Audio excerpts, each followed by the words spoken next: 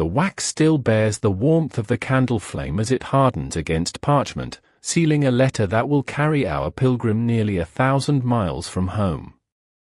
In this small parish church in northern France, morning light filters through windows no wider than arrow slits, illuminating dust motes that dance above worn stone floors where countless knees have left their impression in prayer. I am your DrowZy historian, and tonight we walk alongside someone whose name has been lost to time, but whose journey echoes through 8 centuries of worn stone and weathered crosses. The year is somewhere in the 1140s, though exact dates mattered less then than the turning of seasons and the rhythm of bells marking the hours of prayer. Our pilgrim kneels before Father Benedict, whose hand shakes slightly as he presses the abbey seal into warm red wax. The letter contains little more than a few lines in Latin, confirming that the bearer has received blessing for pilgrimage to Santiago de Compostela, where the bones of St. James are said to rest beneath a cathedral still rising from its foundations. Yet this simple document will serve as passport, identification, and proof of holy purpose across kingdoms and mountain passes where strangers might otherwise meet with suspicion or worse. The priest's voice carries the weight of morning prayers already completed. The road will test your resolve, my child. Remember that each step taken in faith brings you closer not only to Santiago, but to understanding why God has called you to this path. He pauses, studying the face before him with eyes that have blessed many such departures, knowing that not all who leave will return.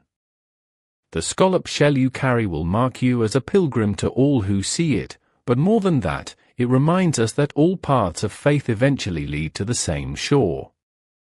Why this person chose to abandon the familiar rhythms of village life for months of uncertain road remains a mystery that the sealed letter cannot answer. Perhaps it was penance for some transgression that weighs heavy on the conscience. Perhaps a vow made during illness, when death seemed near and bargains with heaven felt urgent. Or perhaps something simpler and more profound, the restless feeling that life contained more than the boundaries of known fields and familiar faces could contain. The blessing complete, our pilgrim rises from stone-worn knees and accepts the letter with both hands, feeling its slight weight and the responsibility it carries. Outside, the village is already stirring with the sounds of daily labor, the baker's oven crackling to life, chickens pecking at scattered grain, the distant lowing of cattle being led to pasture. All the ordinary sounds of a world about to be left behind. But first, the practical matters of pilgrimage must be attended to. In the marketplace beyond the church square, vendors are arranging their wares with the unhurried precision of those who have performed the same tasks for decades. The morning air carries the scent of fresh bread mixing with the earthier smells of leather and wool, while merchants call out their goods in voices hoarse from years of practice. The pilgrim staff stands waiting at the woodworker's stall, its length carefully measured to reach from ground to armpit when planted firmly on level stone. The wood has been aged and seasoned, its iron tip forged to bite into muddy paths and provide purchase on steep climbs. More than a walking aid, this staff serves as weapon against wild dogs, tool for testing the depth of streams, and symbol recognized by all who see it. The woodworker runs experienced fingers along its length one final time, checking for splinters that might work loose during long days of use. Feel the balance, he advises, watching as unfamiliar hands grip the staff for the first time. It should become part of your arm, not a burden to be carried. When you reach Santiago, you may leave it at the cathedral as offering, but until then, it will be your most faithful companion. At the leatherworker's bench, the scrip bag awaits inspection. Fashioned from thick cowhide and sewn with sinew that will not rot in rain, this simple pouch will carry all worldly possessions for the journey ahead. Its capacity seems impossibly small for such a long venture, space for a spare tunic, perhaps, a wooden bowl, a knife, whatever coins might be spared for necessities along the way. The leather bears the rich scent of oak bark used in its tanning, and its straps show the careful hand-stitching that marks work intended to last. Pack light, the craftsman counsels, demonstrating how the bag should hang from the shoulder without throwing the body off balance. The road will teach you the difference between what you want and what you need, and that lesson comes more gently to those who learn it early. But it is the scallop shell that draws the most careful attention. Brought from distant shores where pilgrims have walked before, each shell bears the natural ridges that medieval minds saw as symbols of the many paths leading to one destination. The shell vendor, an old woman whose own walking days are long behind her, examines each one with fingers that know the feel of genuine articles against the crude copies sometimes offered to the unwary. "This one," she says finally, selecting a shell whose ridges catch the morning light with particular clarity. "See how the lines all draw the eye toward the center? That is how your journey should be, in many steps, but all leading toward the same sacred place."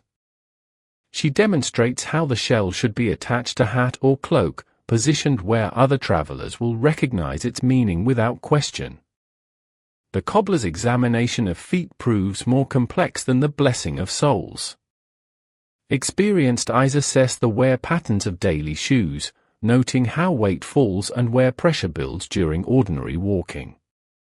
The shoes that will carry our pilgrim to Santiago must be sturdy enough for mountain paths yet comfortable enough for daily distances that would exhaust a modern walker. Thick leather soles, carefully shaped and sewn with techniques passed down through generations of craftsmen who understood that a pilgrim's journey might depend on the quality of their work. "These will see you through," the cobbler declares at last, presenting shoes that seem impossibly heavy compared to what modern feet might expect. The leather will soften with wear, but the sole will hold against sharp stones and thorns. Change your foot wraps daily when you can, and remember that wet feet are the enemy of long walking. With staff in hand, scrip across shoulder, shell gleaming against dark cloth, and new shoes already beginning their work of reshaping familiar feet, our pilgrim turns toward the edge of town where ancient Roman stones still mark the path that countless others have followed. The morning mist is beginning to lift, revealing the road that stretches beyond sight toward horizons that exist more in faith than in certain knowledge. The Roman stones beneath these first steps were laid by hands that never imagined they would one day guide Christian pilgrims toward a Spanish cathedral. Built to carry legions and merchants across an empire that seemed eternal, these roads now serve a different kind of traveler, one whose destination lies not in conquest or commerce but in the mysterious pool of sacred places and the human need to mark important transitions with physical ordeal. Each stone shows the wear of centuries, edges rounded by countless feet, surfaces polished smooth by rain and sun and the passage of time itself. In places, wagon wheels have carved ruts deep enough to guide travelers even in darkness, while the spaces between stones collect water that reflects the sky like small mirrors scattered along the path. Our pilgrims' new shoes find their rhythm against stone that has known this rhythm before. The iron tip of the staff clicks against rock with each step, a sound that will become as familiar as breathing in the days and weeks ahead. Behind, the village church bell marks the hour of terce with bronze notes that carry far over fields where workers pause in their labor to cross themselves and offer brief prayers. The road ahead curves gently through countryside that remains familiar for these first few miles, fields where the same families have worked for generations, hedgerows that mark boundaries established long before memory, streams that flow along courses unchanged since the Romans first laid their stones. But even in this familiar landscape, the act of walking rather than merely passing through begins to reveal details that daily life usually overlooks. The way wildflowers cluster in the spaces between stones, their roots finding purchase in soil that accumulates grain by grain over decades. How the morning light falls differently when seen from the center of the road rather than from the doorway of home. The particular quality of silence that exists between the sounds of birds calling and insects humming and leaves rustling in whatever breeze the day provides. Yet even Roman engineering cannot control the whims of weather and water. Where a small river has changed its course over the centuries, the ancient road disappears beneath muddy water that reflects grey sky and makes its own rules about where travelers may pass. Our pilgrim stands at the edge of this flooded section, staff planted firmly in solid ground, studying the alternatives that present themselves to those who must find their own way forward. The main path clearly continues on the far side of the flood, marked by stone posts that rise like islands from the temporary lake. But reaching those stones requires either wading through water of uncertain depth or finding some alternative route that local knowledge might suggest but that maps, if such things existed for pilgrims, would not show. A muddy track leads away from the flooded road, following higher ground that curves through meadows where sheep cluster near a stone wall. This path shows the marks of recent use, footprints both human and animal pressed into soft earth, the occasional hoofprint of a horse or mule. Someone has passed this way recently, someone who knew where this alternative route leads and trusted it enough to abandon the certainty of Roman stones for the hope of drier ground. The decision to follow unknown paths requires the kind of faith that pilgrimage is meant to cultivate. Our pilgrim tests the muddy track with the iron tip of the staff, finding it soft but solid beneath the surface water. The scrip bag is adjusted to ride higher on the shoulder, away from splashing that seems inevitable. The scallop shell catches briefly on a low branch and must be freed with gentle care. Already this symbol of pilgrimage shows the small wounds that mark real journeys rather than symbolic ones. The track leads through country that feels different from the ordered landscape visible from main roads. Here, ancient field boundaries follow the natural contours of land that was never quite suitable for intensive cultivation. Stands of oak and ash provide shelter for birds whose songs change with the shifting light, while streams too small to merit bridges must be crossed on stones placed by travelers who came this way before. The wooden bridge that eventually appears seems almost miraculous in its simple practicality. Built from local timber and showing the wear of seasons, it spans a stream that runs too deep and swift for comfortable wading. Someone, perhaps the monks from a nearby abbey, perhaps local people who use this route regularly, has maintained this crossing with a quiet competence that keeps the world functioning just well enough for those who need to pass through it. Water flows beneath the bridge with the constant murmur that running streams make when they encounter stones and fallen branches. The sound provides a kind of companionship for solitary travelers, a voice that speaks without words about the persistence required for long journeys. Our pilgrim pauses at the bridge's center, looking downstream toward willows that mark the water's course and upstream toward hills that rise in gentle folds against the sky. The afternoon light has begun to take on the particular quality that tells experienced travelers to start thinking about shelter for the night. Not the urgent concern that darkness would bring, but the gentle reminder that even pilgrims must acknowledge the rhythms of day and night, rest and movement, that govern all earthly journeys. From a hillside path that winds through gorse and scattered stones, the sound of bells drifts across the valley like an invitation extended without words.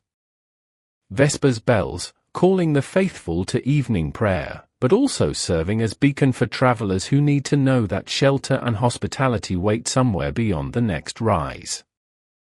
The monastery reveals itself gradually, as medieval buildings often do, first a glimpse of stone walls through trees, then the tower that houses the bells, finally the complete complex of buildings arranged around courtyards where centuries of monastic life have worn paths in stone and shaped gardens with the patient attention that only permanent communities can provide. Smoke rises from chimneys that speak of kitchens preparing the evening meal, of fires lit against the growing chill, of human warmth waiting for those who arrive with honest need and proper credentials.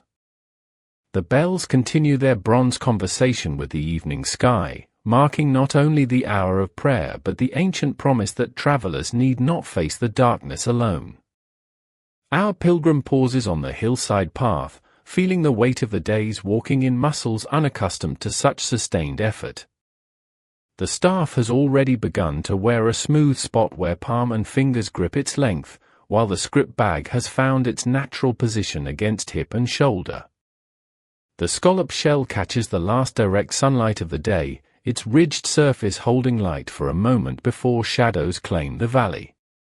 Below, the monastery waits with the patient confidence of institutions that have welcomed pilgrims for generations, knowing that each arrival brings its own small story of why ordinary people choose to abandon familiar comforts for the uncertain rewards of long walking toward distant shrines. The gates stand open, as they have stood open through countless evenings, ready to receive those who come in peace and genuine need. The bells fade into silence, leaving the hillside to the sounds of evening, wind moving through dry grass, the distant lowing of cattle being brought to shelter, the rustle of small creatures beginning their nocturnal activities.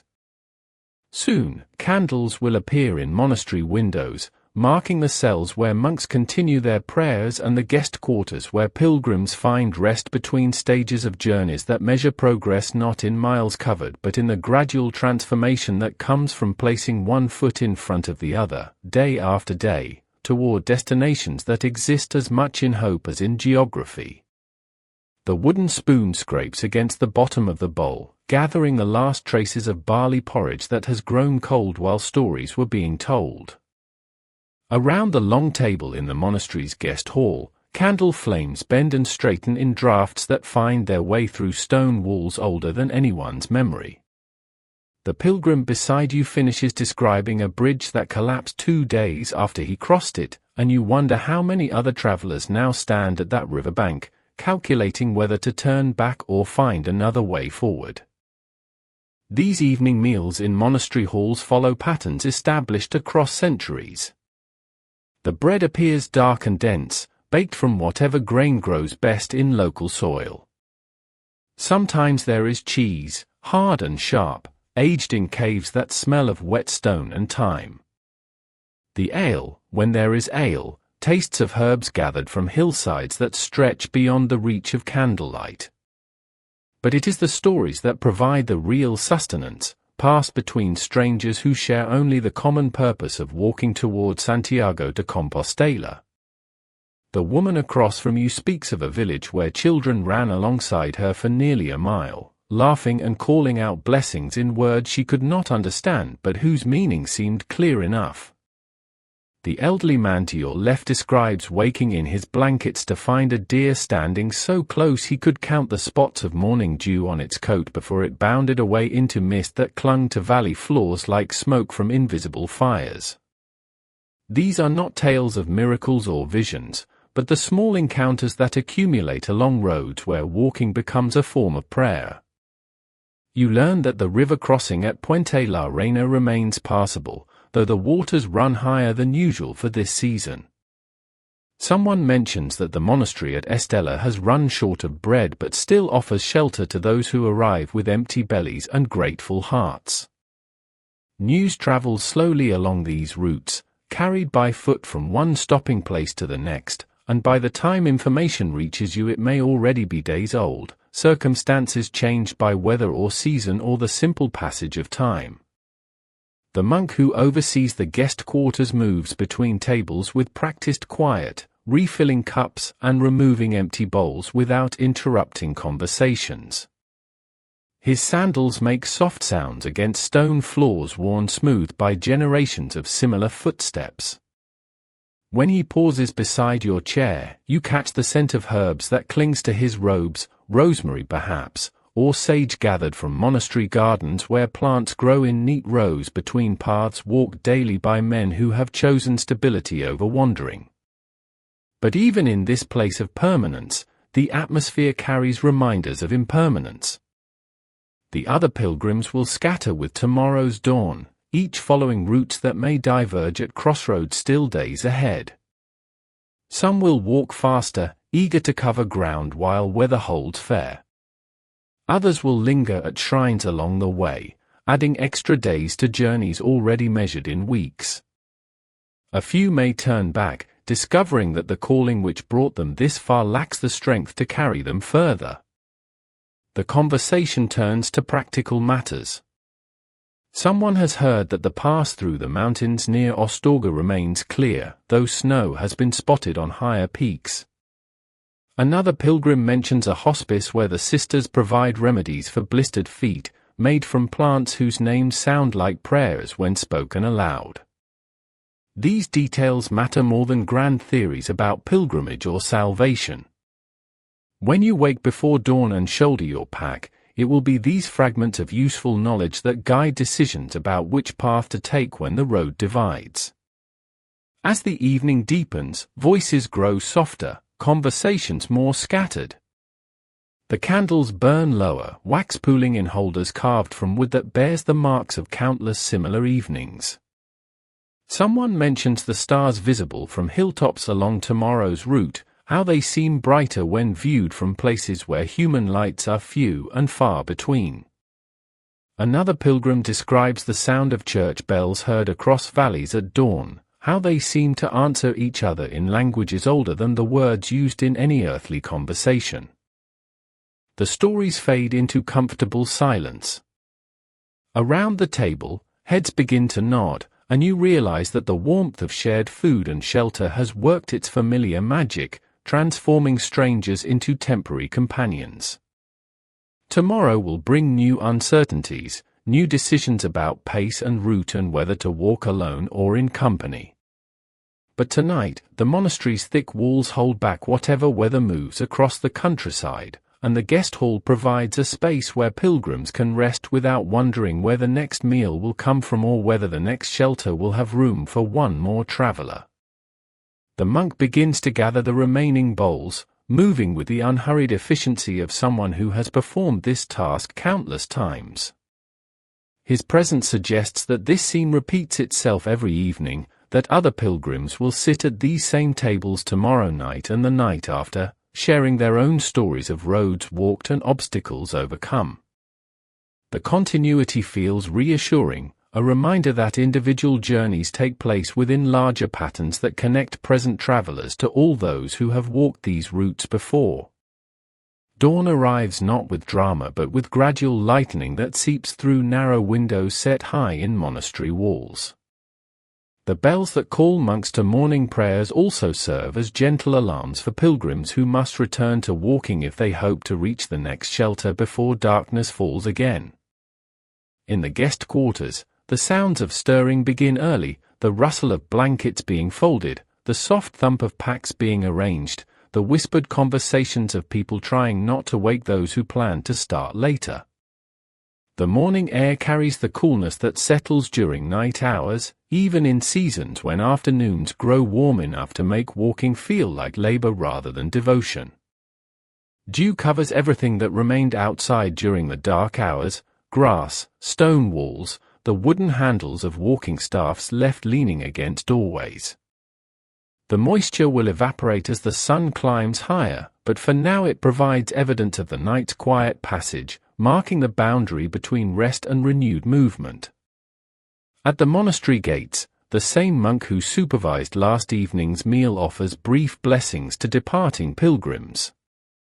His words, spoken in Latin that some understand and others simply receive as sound shaped by good intentions, acknowledge both the courage required to continue walking and the uncertainties that lie ahead.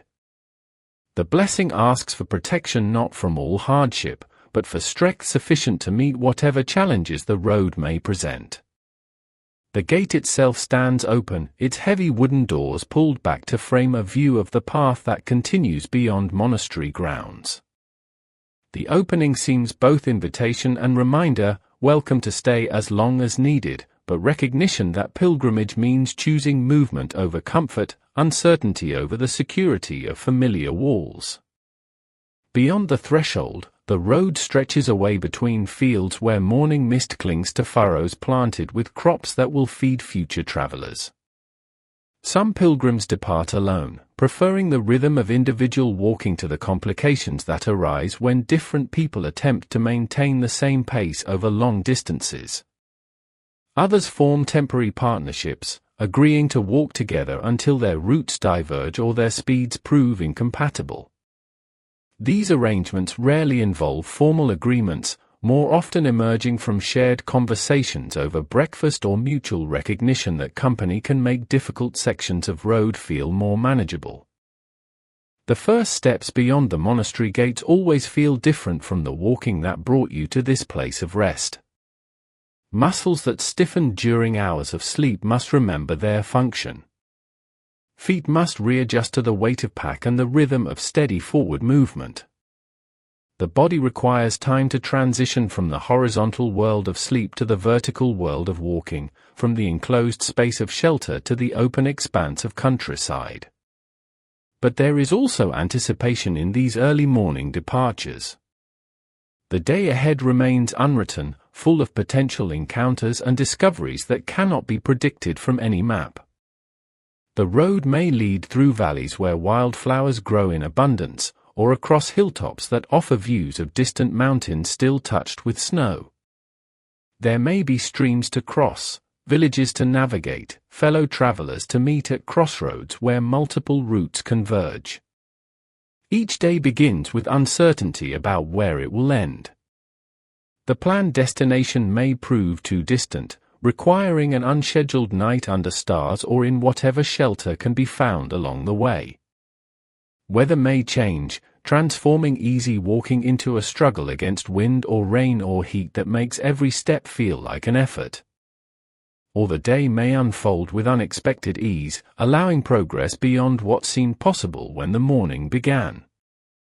This uncertainty, rather than creating anxiety, becomes part of pilgrimage's deeper purpose. In ordinary life, days follow predictable patterns, meals appear at expected times, shelter remains constant and secure. But walking toward Santiago means accepting that each day will bring its own requirements and rewards, that plans must remain flexible enough to accommodate whatever circumstances arise. The road descends gradually from the monastery's hilltop location toward valleys where morning mist still obscures the distant landscape.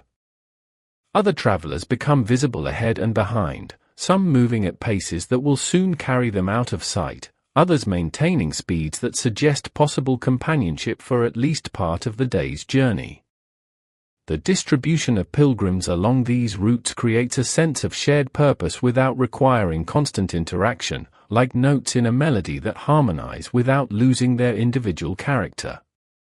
As the sun climbs higher, the countryside begins to reveal details hidden by dawn's uncertain light.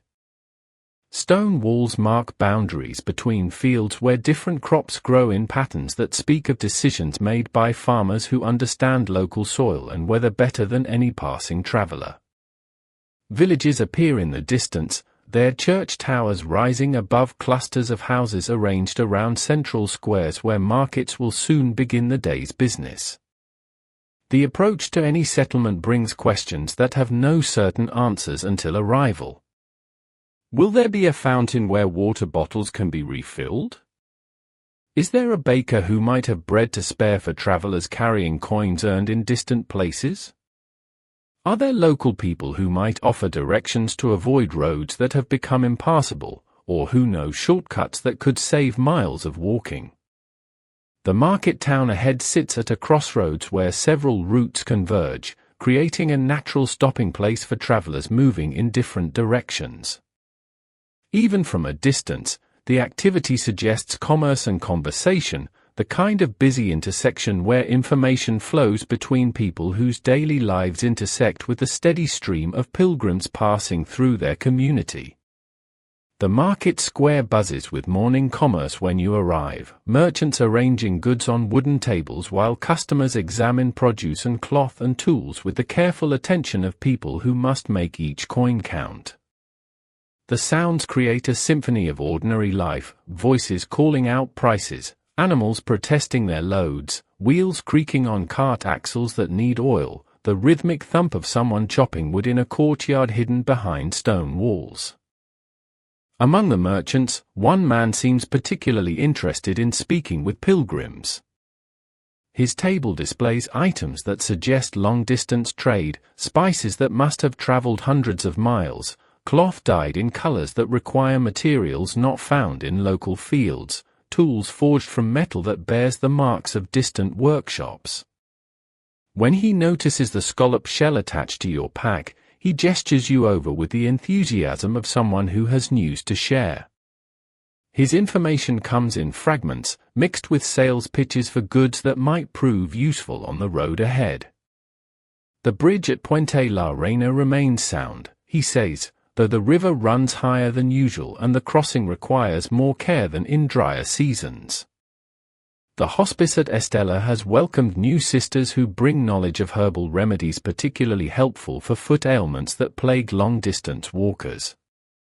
But he also mentions rumors of bandits working the mountain passes, though he admits these stories may be weeks old and possibly exaggerated by repeated telling. The merchant's warnings carry the weight of someone whose livelihood depends on accurate information about road conditions. Traders who misjudge the safety or passability of routes quickly find themselves with goods they cannot deliver and debts they cannot pay. But his knowledge also comes filtered through the concerns of commercial travel, where delays cost money and risks must be calculated against potential profits. The needs of pilgrims, who travel for spiritual rather than economic reasons, may require different assessments of the same information. Other merchants contribute their own fragments of news. A woman selling cheese mentions that the monastery at Sahagun has recently expanded its guest quarters, anticipating increased numbers of pilgrims as the weather improves. A baker describes meeting travelers who spoke of construction work on the cathedral at Santiago, suggesting that the destination itself continues to grow and change even as pilgrims make their slow progress toward it. But alongside useful information, the market also provides reminders of the world that pilgrimage temporarily leaves behind. The merchant's goods speak of complex networks of production and trade that connect distant regions through relationships built on mutual benefit and calculated risk. The customers haggling over prices demonstrate the daily negotiations that sustain communities and families through seasons of plenty and scarcity. This ordinary commerce continues regardless of whether pilgrims pass through or not, following rhythms older and more consistent than any individual journey toward a distant shrine. The conversation with merchants reveals how differently various people understand the landscape through which pilgrims move. For traders, roads represent opportunities and obstacles, routes that either facilitate or complicate the movement of goods between places where supply and demand create profit. For local residents, the same roads connect familiar places, markets and relatives and seasonal work opportunities, in patterns that rarely extend beyond a day's travel from home. But for pilgrims, roads become something else entirely. They transform into paths toward transformation, routes that lead not just to geographic destinations but toward spiritual goals that cannot be marked on any map. The same bridge that represents a commercial bottleneck to merchants becomes, for pilgrims, a symbolic passage between stages of inner development. The mountain pass that threatens trade schedules offers pilgrims opportunities to test determination against physical challenge. Information travels slowly, and not all of it proves reliable. The merchant's warnings about bandits may reflect real dangers or merely the natural amplification that occurs when stories pass from mouth to mouth along routes where news has few other ways to travel.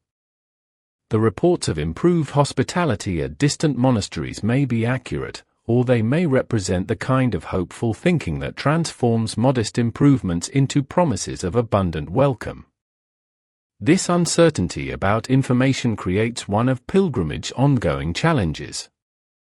Decisions about route and timing must be made with incomplete knowledge, based on advice that may be days or weeks old by the time it reaches you. The bridge reported as safe may have suffered damage since the last traveler passed. The hospice described as welcoming may have filled to capacity or closed for repairs.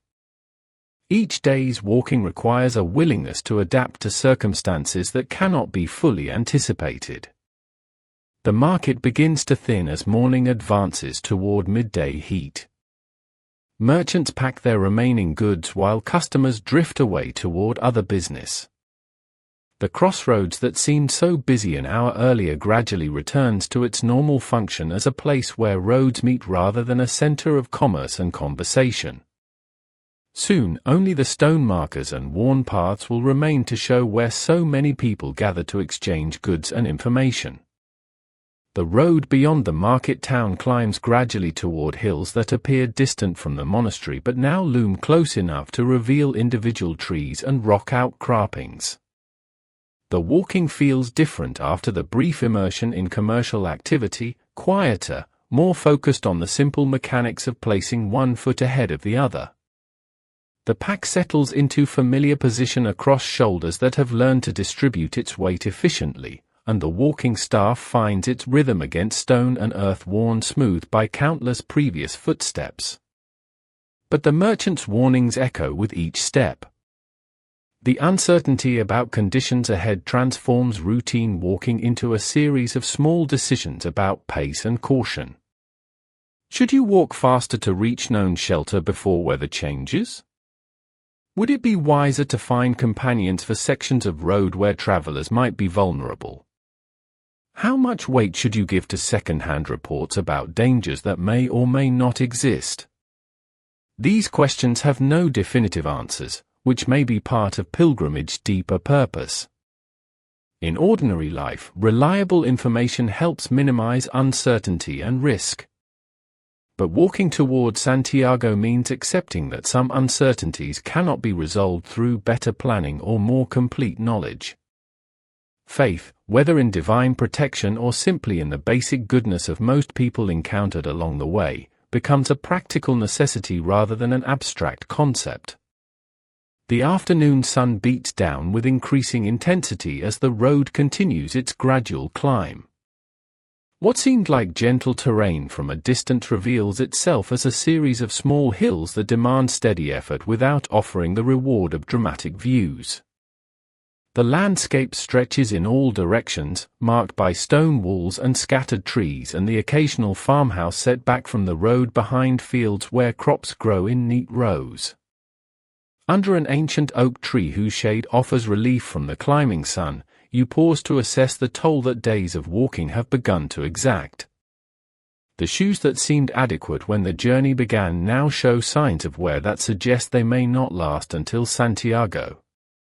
More immediately concerning, the blisters that started as minor irritations have developed into sources of genuine discomfort with each step. Removing one shoe reveals the predictable damage, red, tender skin where leather has rubbed against flesh, small areas where the skin has broken and begun the slow process of healing that walking constantly interrupts. This is the unglamorous reality of pilgrimage, the physical cost of the spiritual journey that devotional writings rarely mention in detail. Saints' lives speak of miraculous protections and divine interventions, but ordinary pilgrims must deal with ordinary problems using practical solutions. The oak tree's massive trunk speaks of centuries spent in this same location, weathering storms and droughts and seasons beyond counting. Its roots extend deep into soil that has supported its growth through changes that transformed the surrounding landscape from wilderness to farmland to the network of roads and villages that now define this region. The tree offers perspective on the temporary nature of individual difficulties, a reminder that current discomfort represents only a small moment in longer cycles of growth and change. But perspective, however valuable, does not eliminate the immediate problem of feet that protest each step. The blisters will either heal enough to allow continued walking, or they will worsen to the point where continuing becomes impossible.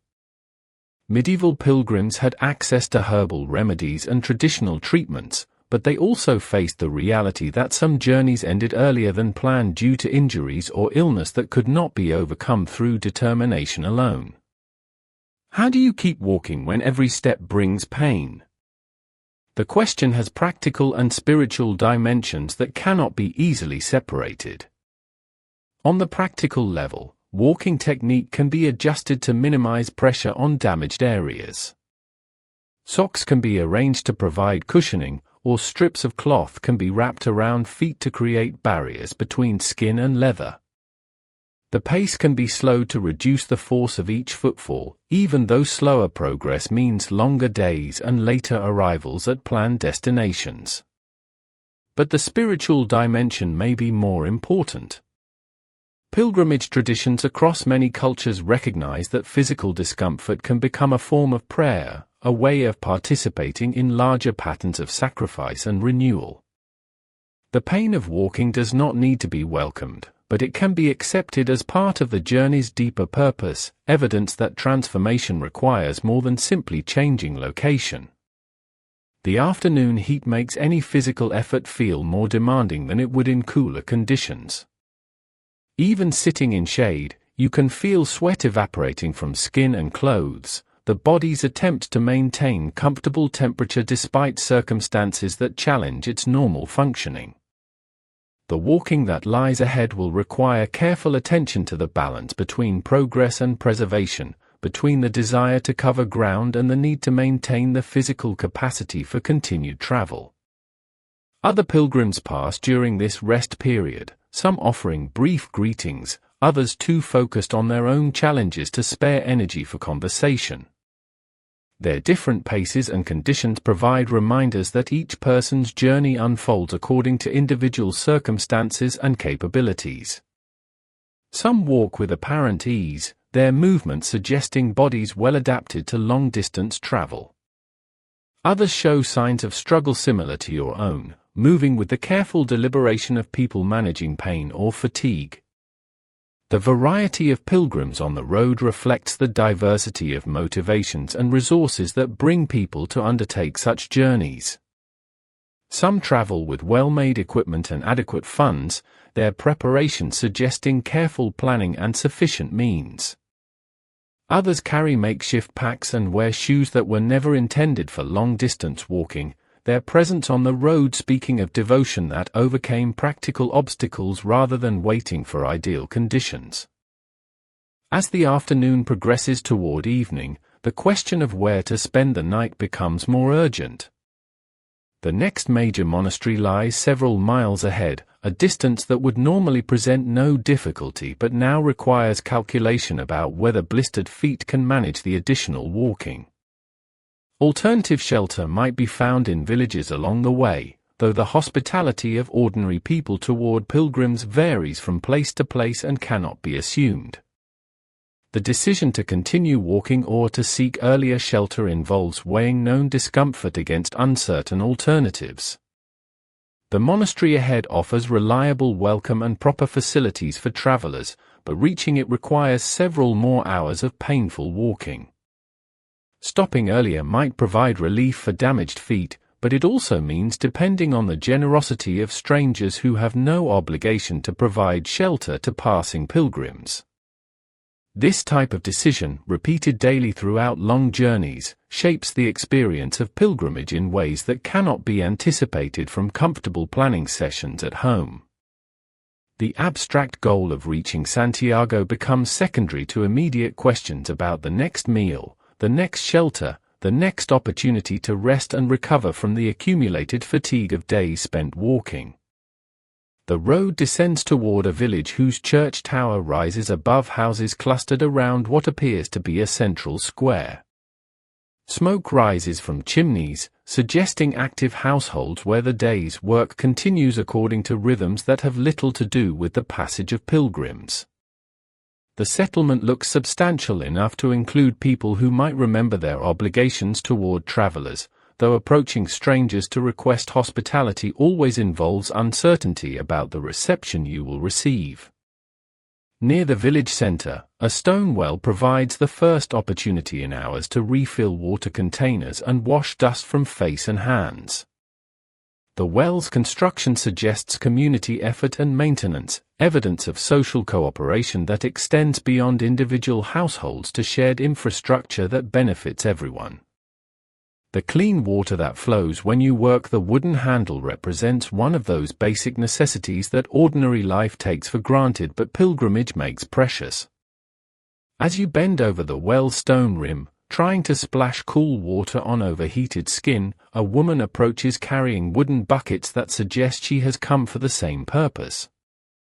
Her clothes mark her as a local resident rather than a traveler, and her confident movements around the well indicate familiarity with its operation. When she notices the scallop shell that identifies you as a pilgrim, her expression shifts to something that might be recognition or concern. Without being asked, she offers to help draw water, working the handle with practiced efficiency while you hold containers under the flow.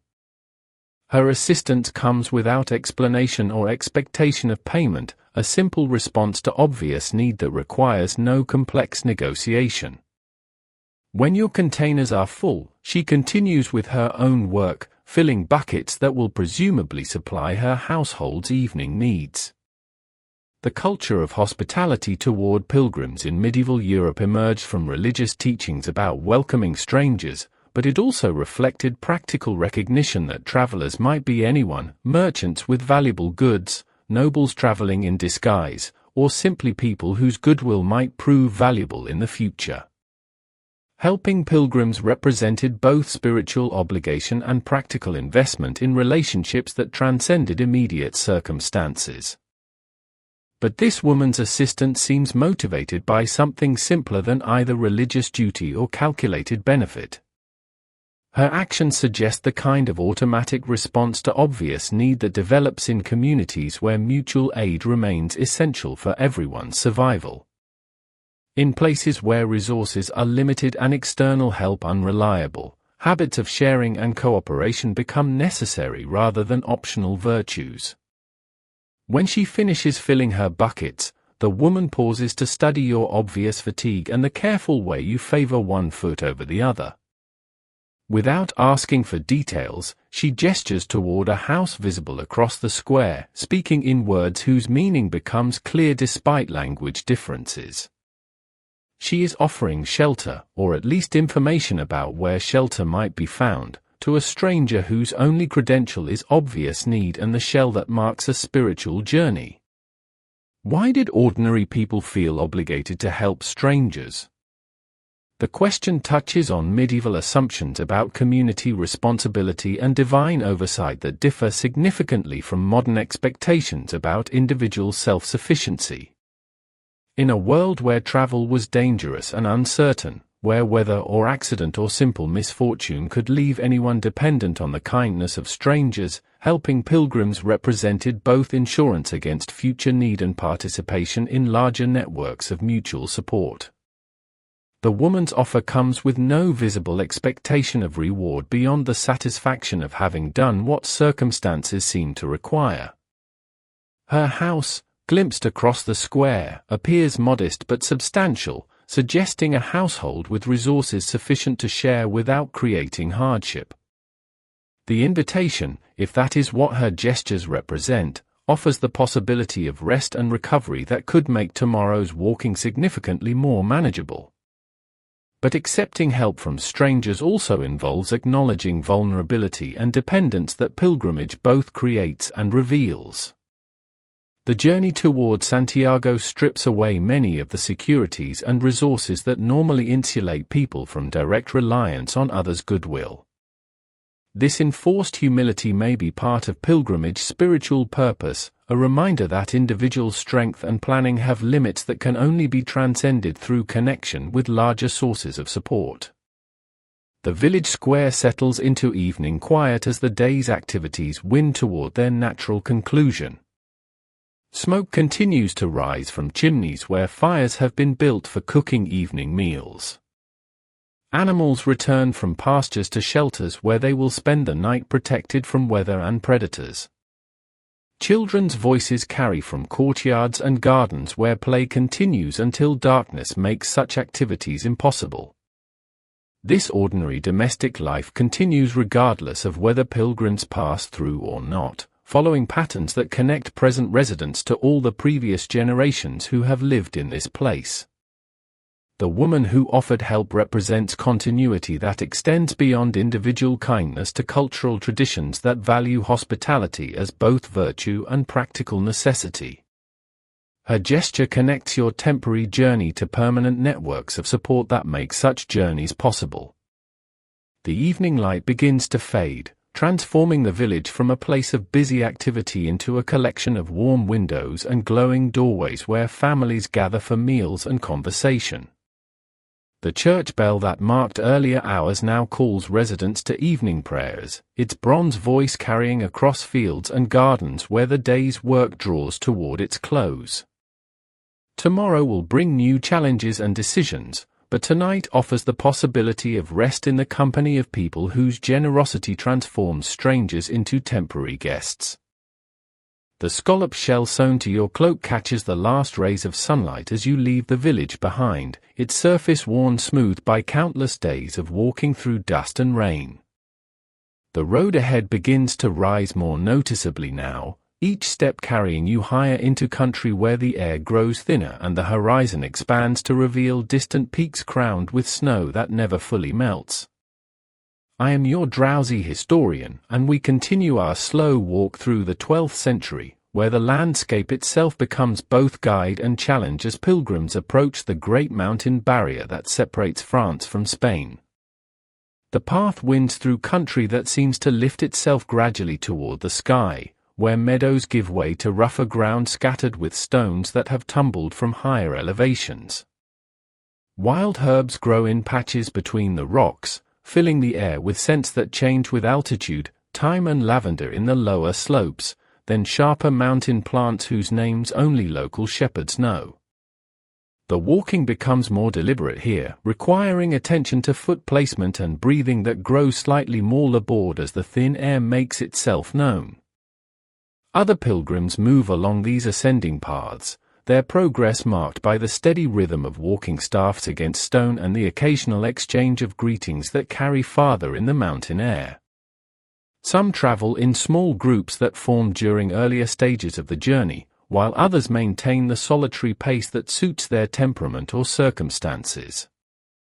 The shared experience of climbing toward the same distant passes creates a loose community of mutual recognition, where nods of acknowledgement replace longer conversations that would require precious breath.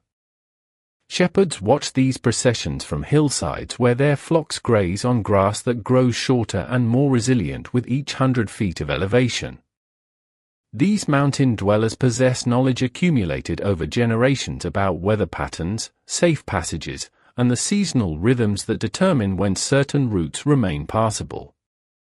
Their presence in this landscape extends back through centuries, creating human connections to terrain that might otherwise seem empty and forbidding to travelers from flatter regions. The evening brings clearer air that allows views extending back across the country you have crossed, revealing the network of valleys and ridges that channel pilgrims toward these mountain approaches. Settlements appear as clusters of lights in the gathering darkness, each one representing communities that have learned to balance their own needs with the requirements of providing services to travelers. The economic relationships that sustain this system depend on seasonal patterns of pilgrim movement that bring income during certain months and leave communities to rely on their own resources during quieter periods. Morning light reveals the true scale of the mountains ahead, where peaks rise in successive waves that seem to extend infinitely toward the south. The path continues its steady climb through terrain where trees become scarcer and more twisted by wind, their growth patterns recording decades of exposure to weather that tests the limits of survival. Streams run more quickly here, fed by snowmelt that keeps the water cold even during summer months, providing refreshment that carries the sharp taste of high altitudes. The effort of climbing creates its own rhythm of rest and movement, where pilgrims learn to pace themselves according to the demands of thinner air and steeper grades. Experienced mountain travelers recognize the signs of altitude sickness and the importance of allowing time for adjustment, while newcomers to such elevation sometimes push too hard and find themselves struggling with headaches and nausea that force unwanted delays. The mountain environment teaches patience to those who would normally prefer faster progress. Stone markers along the path indicate distances and directions established by authorities who recognize the importance of keeping travelers oriented in landscape where fog and snow can quickly obscure familiar landmarks. These markers represent significant investment in infrastructure that benefits not only pilgrims but also local residents, merchants, and officials who need reliable routes for their own travel. The maintenance of such systems requires ongoing cooperation between different jurisdictions and communities that share responsibility for mountain passages. As the climb continues, the air grows noticeably thinner and the wind stronger, carrying scents of snow and ice even during warmer seasons. Wildflowers bloom in brief displays that take advantage of short growing seasons, creating patches of intense color against the gray and brown of rock and soil. These mountain flowers often grow in forms adapted to harsh conditions, staying low to the ground and developing deep root systems that anchor them against wind and frost. The approach to higher elevations brings encounters with weather that changes quickly and dramatically, where clear morning skies can give way to afternoon storms that appear with little warning. Pilgrims learn to watch for signs of approaching weather and to seek shelter before conditions become dangerous. The mountain environment demands respect for natural forces that operate on scales beyond human control, teaching humility to travelers accustomed to more predictable surroundings. Local guides sometimes offer their services at the approaches to difficult passes, men who have spent their lives learning the safest routes and the seasonal variations that affect travel conditions.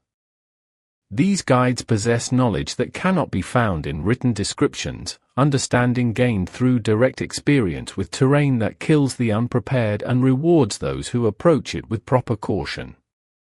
Their services cost money that stretches tight pilgrim budgets, but the investment often proves worthwhile when weather turns dangerous or paths become unclear. The physical demands of mountain climbing reveal the accumulated effects of weeks of walking, where legs that seemed strong on level ground must adapt to the sustained effort of ascending steep grades while carrying full packs. Some pilgrims discover reserves of endurance they did not know they possessed, while others find themselves forced to acknowledge limitations that require adjustments to their planned pace. The mountains serve as a testing ground that sorts travelers according to their physical and mental preparation. Wildlife in these elevations includes creatures adapted to harsh conditions and seasonal extremes, animals whose presence indicates the health of mountain ecosystems that support limited but resilient communities of life. Eagles circle on thermal currents that rise from sun-warmed rocks, while smaller birds nest in protected crevices where they can raise their young despite the challenging environment. The sight of such wildlife provides reassurance that the mountains, despite their apparent hostility, sustain complex webs of life that include space for careful human passage. The evening approach to a mountain pass reveals a substantial stone building constructed specifically to serve pilgrims making this dangerous crossing. The Hospital of St. James stands where the path reaches its highest point, its walls built thick against winter storms and its roof designed to shed the heavy snows that accumulate during months when the pass becomes impassable. Smoke rises from chimneys that promise warmth and cooked food for travelers who have spent the day climbing toward this refuge.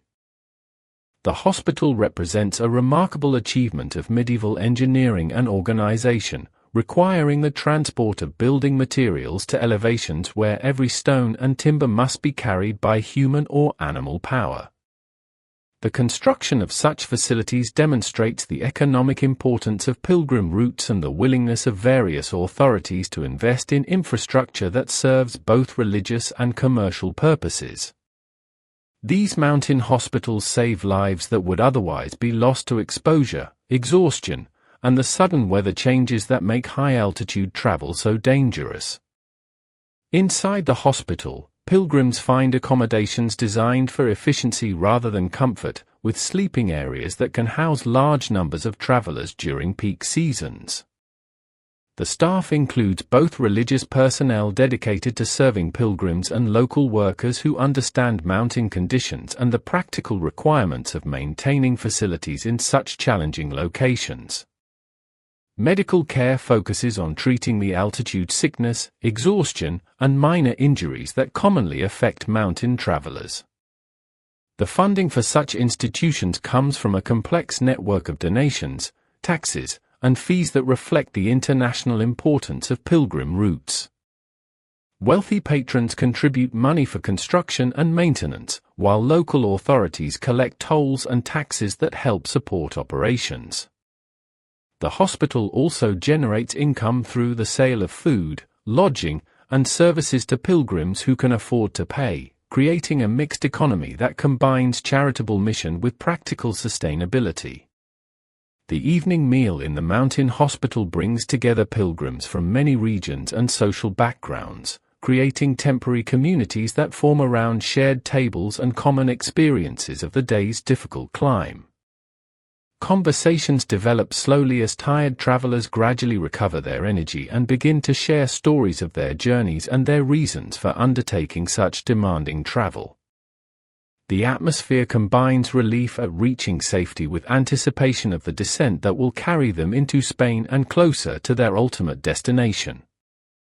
Night in the mountains brings temperatures that drop dramatically even during summer months, making the heated interior of the hospital a welcome refuge from conditions that could prove fatal to travelers caught without shelter.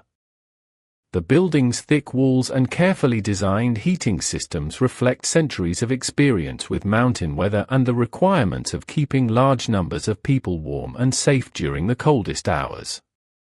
The sound of wind around the building serves as a reminder of the harsh environment that exists just beyond the protective walls. Morning reveals views that extend across both sides of the mountain divide, showing the country left behind and offering the first glimpses of Spanish territory that lies ahead. The landscape changes character dramatically with the crossing of the pass, transitioning from the familiar patterns of French countryside to terrain that reflects different climate, geology, and human settlement patterns.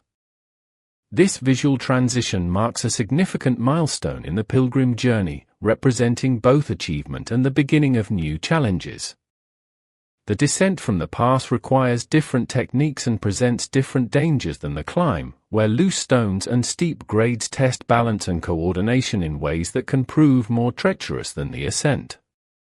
Pilgrims must learn to control their pace and manage the stress on knees and ankles that comes from sustained downhill walking while carrying heavy packs.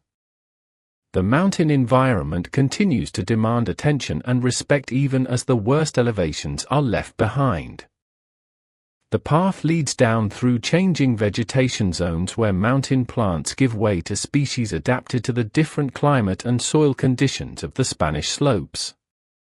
Trees become more numerous and varied, while wildflowers display different colors and forms that reflect the botanical diversity of the Iberian Peninsula.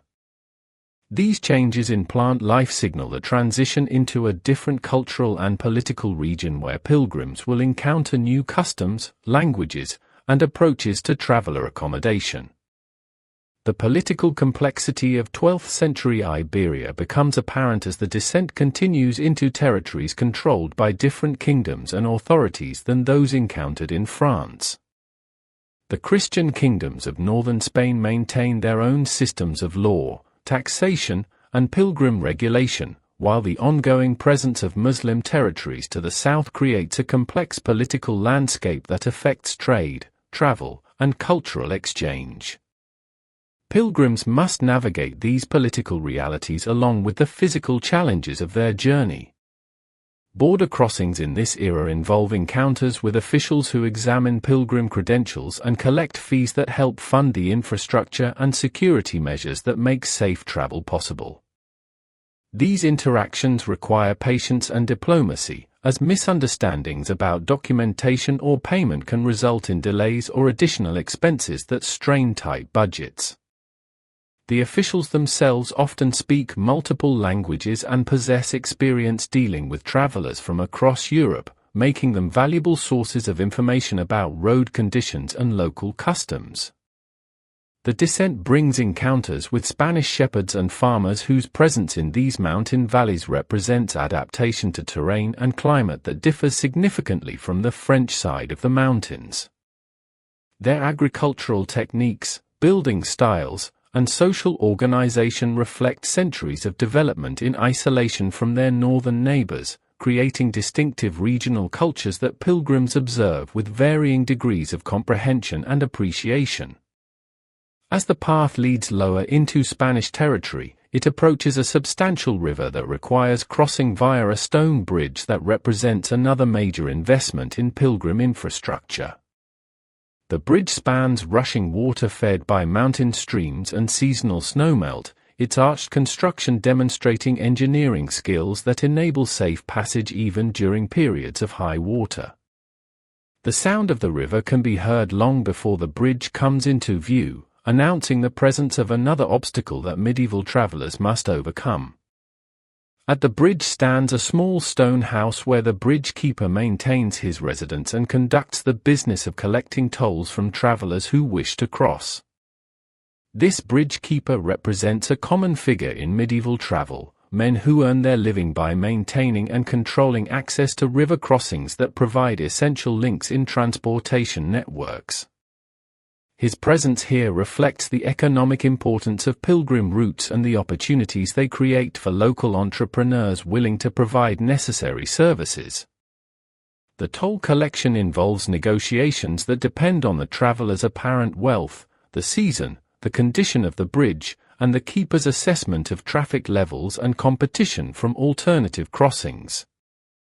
Pilgrims learn to approach these encounters with patience and respect, understanding that bridge keepers possess local knowledge and connections that can prove valuable beyond the simple matter of crossing fees. Some keepers maintain informal networks of information about road conditions, weather, and safety concerns that affect travelers throughout their region. The bridge keeper's house often serves as an unofficial information center where travelers can learn about conditions ahead, obtain directions to accommodations, and hear warnings about potential dangers or delays. The keeper's long residence at this strategic location gives him extensive knowledge about seasonal patterns, local politics, and the various types of travelers who use his bridge. His stories, shared during the brief encounters of toll collection, provide glimpses into the larger networks of movement and communication that connect distant regions. The stone bridge itself represents remarkable engineering achievement for its era, requiring skilled stonemasons and careful attention to the hydraulic forces that threaten such structures during floods and storms. The construction would have involved significant financial investment from authorities who recognized the strategic and economic importance of maintaining reliable river crossings. The bridge's survival through decades or centuries of use demonstrates both the quality of medieval engineering and the ongoing maintenance efforts required to keep such infrastructure functional. Crossing the bridge provides views of the river valley that reveal the agricultural and settlement patterns characteristic of Spanish mountain regions. Terraced fields climb the hillsides where possible, while livestock graze in meadows that benefit from seasonal flooding and the fertile soil deposited by the river.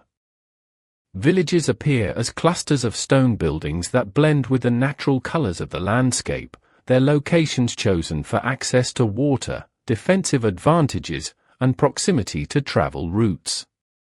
The descent continues through country where the influence of different political authorities becomes more apparent in the form of castles, fortified towns, and border markers that reflect the complex territorial divisions characteristic of medieval Iberia.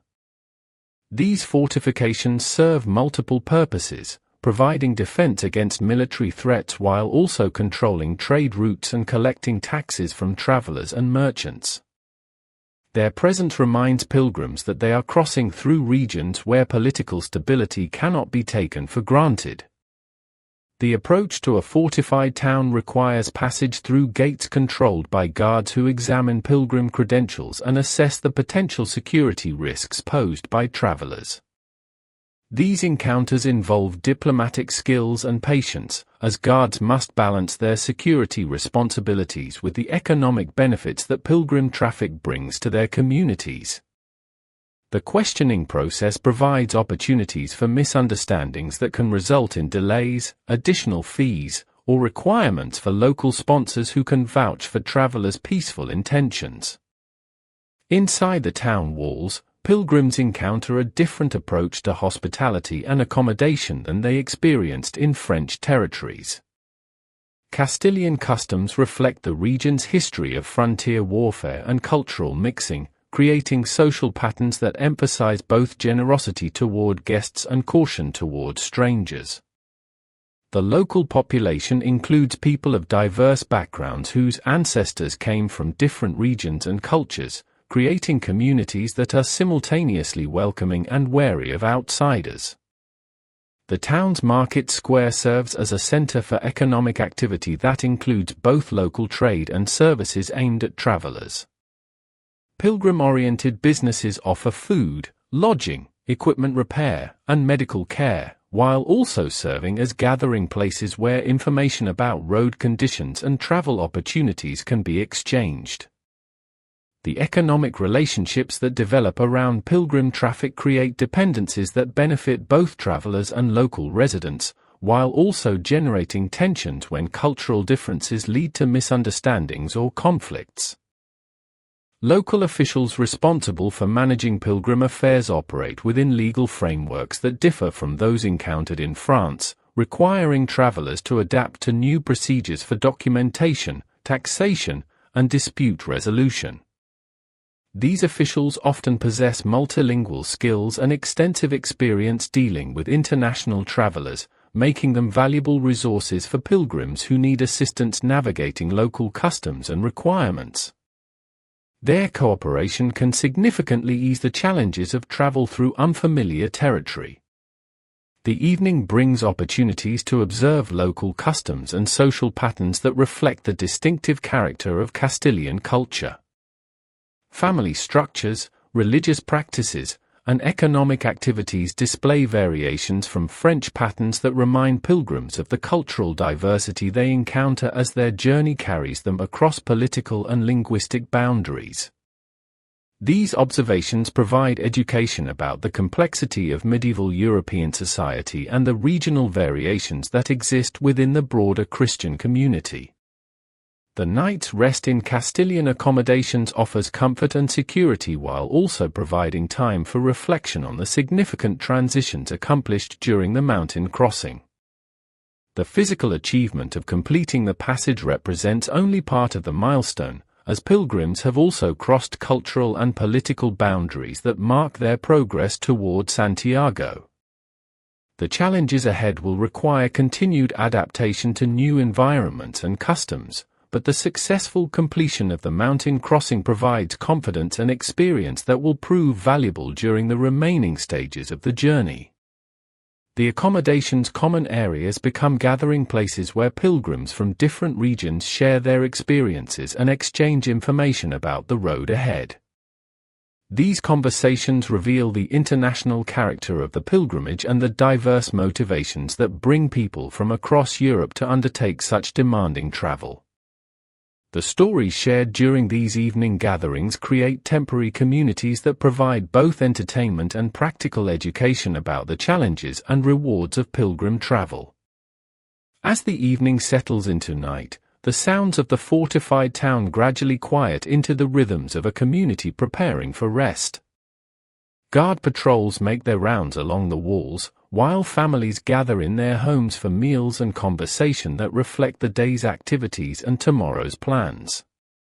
The church bells that mark the hours provide continuity with the religious observances that have structured time throughout the pilgrimage, reminding travelers of the spiritual dimensions of their journey even as they navigate the practical challenges of crossing cultural and political boundaries. A carved scallop shell catches the morning light at a roadside shrine, its ridged surface worn smooth by countless fingers tracing its familiar grooves. The stone itself bears the patina of weather and devotion, darkened where pilgrims have knelt and touched their foreheads to the cool surface in prayer. Around this simple shrine, offerings accumulate in the patient way of sacred places, small coins, strips of cloth, wooden crosses whittled during long evening hours, and always more shells, each one carrying its own story of distance traveled and faith maintained. I am your DrowZy historian, and we find ourselves deep in the geography of symbols, where the scallop shell has become more than decoration or souvenir. Our pilgrim pauses here not from obligation but from recognition, understanding now what remained mysterious at journey's beginning. The shell that seemed merely practical, useful for scooping water from streams or marking one's status as a Santiago-bound traveler, has revealed layers of meaning through weeks of carrying it, touching it, watching how others respond to its presence. The shells themselves tell stories of pilgrimage logistics that medieval accounts sometimes mention in passing. Authentic Santiago shells, gathered from the beaches near Compostela, carried different weight than those purchased along the route or brought from other shores. Local authorities in Santiago controlled the shell trade with surprising strictness, understanding that these symbols represented not just religious devotion but economic value. Pilgrims who completed their journey could sell authenticated shells to those just beginning, creating markets that operated alongside the more formal systems of hospitality and supply. Yet the shell's meaning extends beyond commerce into territories that written records approach carefully. The radiating ridges that spread from the shell's hinge point suggested to medieval minds the many paths converging on Santiago, the diverse routes that brought pilgrims from across Europe to this single destination. The shell's ability to hold water made it practical for baptism and blessing, while its association with the sea connected Santiago's inland shrine to the maritime traditions of Galicia and the broader Atlantic world. Standing before this roadside shrine, our pilgrim understands something that academic study alone cannot convey: how symbols acquire meaning through use, through the accumulated weight of gesture and intention. The shell worn at the belt or sewn to the hat becomes a kind of passport, recognized by innkeepers, fellow travelers, and local populations as evidence of serious religious purpose. It marks the bearer as someone deserving of charity, protection, and the special considerations extended to those undertaking sacred journeys. The shrine itself represents another layer of pilgrim culture that developed along the major routes. These simple structures, often built and maintained by local communities rather than church authorities, provided focal points for prayer and reflection between the major stopping points. They accumulated their own traditions and stories, becoming places where pilgrims left evidence of their passage and sought intercession for the challenges ahead. The morning mist that clings to the valleys and hilltops ahead speaks of changing geography and approaching destination. Galicia announces itself gradually, through shifts in architecture, language, and landscape that register in the traveler's awareness before appearing on any map. The eucalyptus trees that will become more common in centuries to come remain absent from this 12th-century vista, but oak and chestnut forests create their own cathedral spaces, their canopies filtering light into patterns that suggest sacred architecture. The road itself changes character as it enters Galician territory, following contours that seem to flow rather than cut through the landscape. Medieval engineers adapted their construction techniques to local conditions, creating pathways that worked with rather than against the natural drainage patterns and seasonal weather cycles. The stone bridges that span the frequent streams show different building traditions, their arches reflecting regional preferences and available materials. Weather patterns in Galicia create their own rhythms of travel and rest. The mists that roll in from the Atlantic bring moisture that can transform a manageable path into treacherous footing within hours. Pilgrims learn to read these atmospheric signs, adjusting their daily schedules to work with rather than against the climate. The frequent rain that nourishes the region's remarkable greenery also tests the waterproofing of cloaks and the construction of shelters, reminding travelers of their dependence on weather patterns beyond human control. Local populations in Galicia maintain complex relationships with the constant flow of pilgrims through their communities. While Santiago's prominence brings economic benefits, it also creates challenges of resource management and cultural adaptation. Villages along the major routes develop specialized services, blacksmiths who understand pilgrim equipment, cooks familiar with dietary restrictions and preferences from different regions, guides who know alternative paths when main routes become impassable. The linguistic landscape adds another dimension to the pilgrim experience in Galicia. The Galician language, related to but distinct from the Castilian spoken further east, creates communication challenges that pilgrims navigate through gesture, shared Latin phrases, and the international vocabulary that develops around pilgrimage activities. Church services provide familiar liturgical frameworks, but local customs and traditions introduce variations that remind travelers of the cultural diversity within medieval Christianity. As the road climbs toward the hills that surround Santiago, the sense of approaching destination creates its own emotional geography. Pilgrims who have traveled together for weeks begin to contemplate separation, while those who have journeyed alone prepare for the social complexities of arriving at a major pilgrimage center. The anticipation builds gradually, shaped by stories heard along the route and expectations formed through months of preparation and travel. The landscape itself seems to participate in this building anticipation. Ancient stone markers, worn smooth by weather and age, appear more frequently along the roadside. These monuments, some dating to Roman times and others erected specifically for pilgrim guidance, create a sense of approaching something significant, though their exact messages often remain unclear to medieval travelers who cannot read their Latin inscriptions or interpret their symbolic decorations. Monte del Gozo rises ahead, its name carrying the promise embedded in its translation, the Hill of Joy. This elevation, modest by mountain standards but significant in the context of the surrounding terrain, has earned its designation through centuries of pilgrim experience. From its summit, the towers of Santiago Cathedral become visible for the first time, transforming abstract destination into concrete reality. The climb itself tests legs already weary from weeks of travel, but pilgrims approach this final ascent with energy drawn from anticipation rather than physical reserves. The path winds upward through terrain that shows evidence of constant foot traffic, stones worn smooth, vegetation trampled into defined borders, rest spots marked by the accumulated debris of countless brief stops for water and adjustment of packs. Other pilgrims converge on this same objective, creating informal processions that form and dissolve as different groups maintain their own paces and rhythms.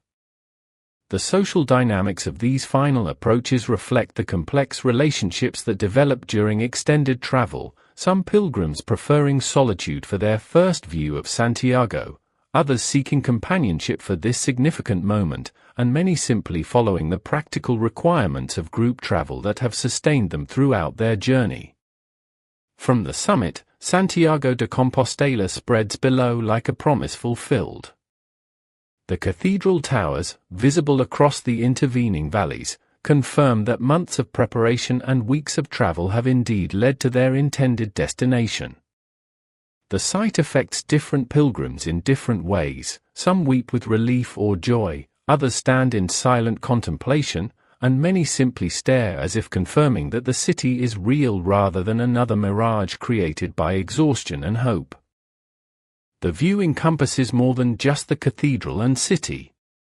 The surrounding countryside, marked by the roads and paths that carry pilgrims from different directions, reveals the Santiago pilgrimage as part of a larger system of movement and connection that links communities across vast distances.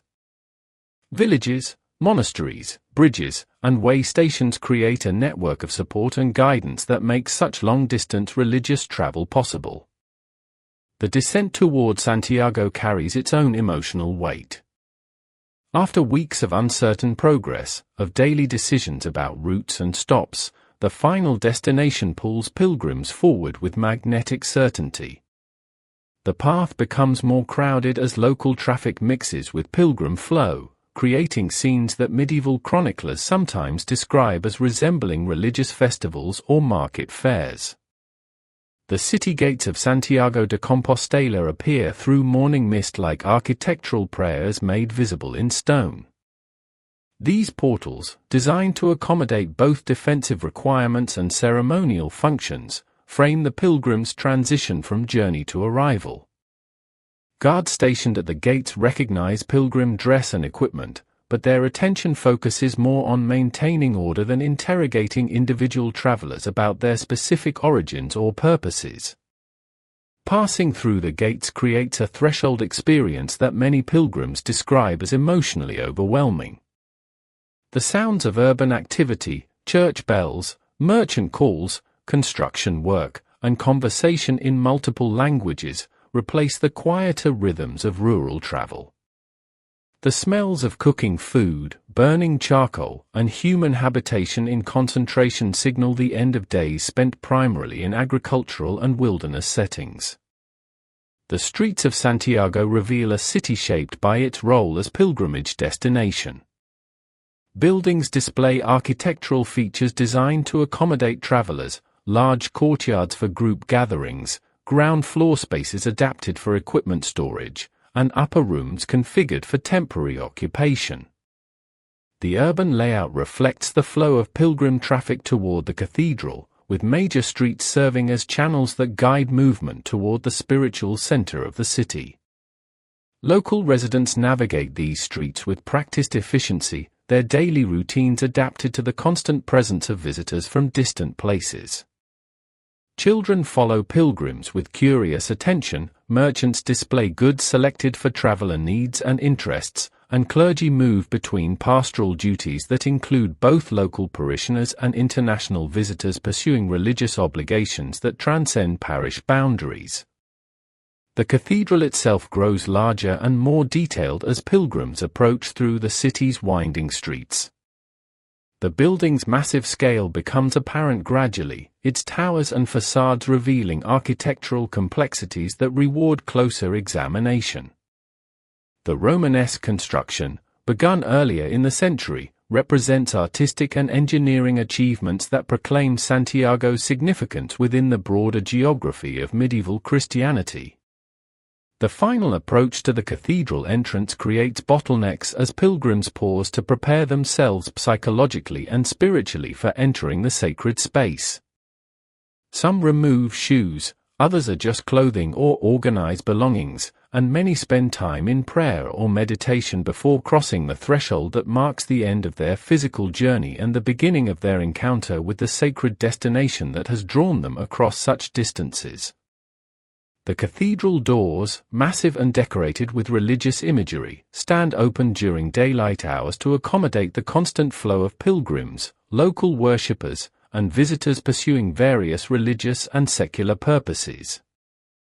The transition from exterior light to interior dimness requires visual adjustment, while the acoustic properties of the large stone space transform conversation and movement into echoes that seem to multiply human presence. Inside the cathedral, the tomb of St. James occupies the focal point toward which all pilgrim routes ultimately lead. The shrine itself, elaborately decorated and carefully maintained, represents the physical destination that has motivated months of preparation and weeks of travel. Yet pilgrims approach this final objective with responses as varied as their origins and motivations. Some kneel immediately upon entering, overwhelmed by the achievement of arrival and the spiritual significance of the location. Others move slowly through the cathedral space, examining architectural details and religious artwork that reward careful attention. Many simply stand quietly, allowing the reality of successful completion to settle into consciousness shaped by extended travel and sustained effort.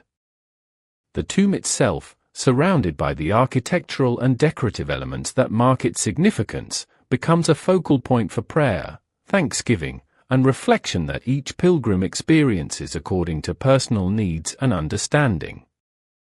The accumulated prayers and offerings of countless previous visitors create an atmosphere that seems to extend beyond any individual's presence, suggesting continuity with the broader community of faith that the pilgrimage represents.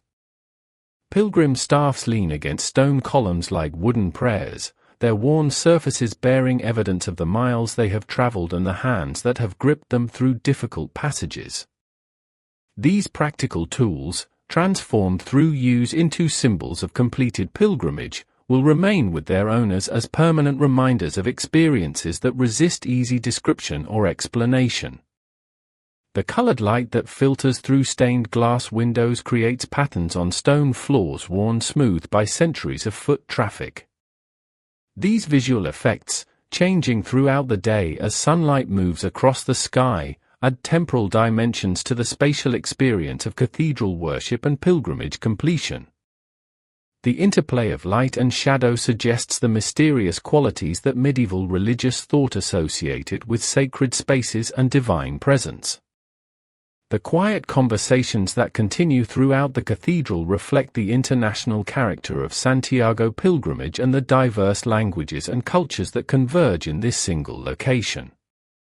Latin phrases from liturgical contexts provide common vocabulary, while gesture and shared religious understanding bridge communication gaps between pilgrims from different regions and backgrounds.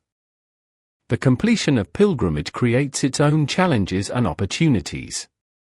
Some pilgrims begin immediate preparations for return journeys, while others extend their stays to participate more fully in Santiago's religious and cultural life. The city provides services for both approaches, with facilities for extended residence and resources for organizing return travel according to different routes and schedules. The meaning of arrival continues to unfold in ways that resist simple definition or explanation. The physical achievement of reaching Santiago represents only one dimension of experiences that include spiritual, social, and personal elements developed throughout the journey.